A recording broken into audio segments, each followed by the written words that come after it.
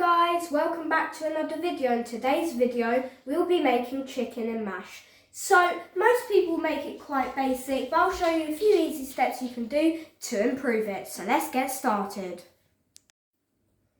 Alright guys, so we are going to season the chicken. Now we are going to season it with smoked paprika, this seasoning and salt and pepper. First add your olive oil and rub it in.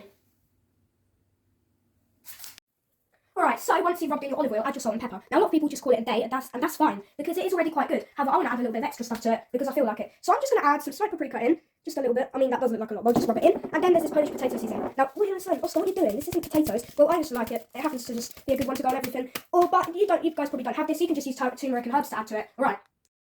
Once you've rubbed the spices in and put your chicken in the oven, slice your potatoes into half and then slice them into 4.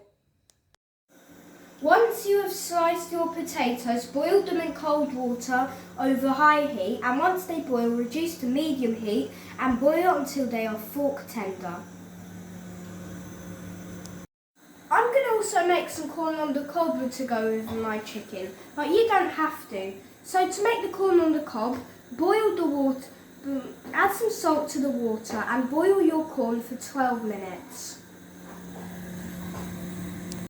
Once your potatoes are done, you can start making your mash. Now, I learned this from my grandma, so I'm going to show you to it. So I usually say that you need to add minimal milk, but maximum butter. So I'm just going to add my milk, just a teeny tiny bit like this. Maybe that's a bit too much. I hope I didn't add too much. But I usually say that I like a lot of butter on it.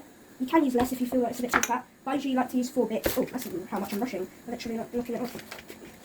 3, and I'm going to add a 4th bit of butter in. I know you can use less if you want to be more healthy, but I just like a lot of butter because that's the key to making a good mash. And then mash it up.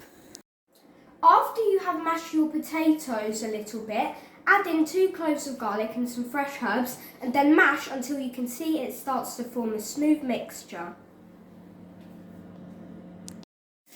After your corn is done cooking, what you can do is you can add a little bit of butter to a pan, and you can keep turning around, and you'll see that it will get these like nice brown specks as if you get in a restaurant. And then serve and enjoy. And here is our finished product.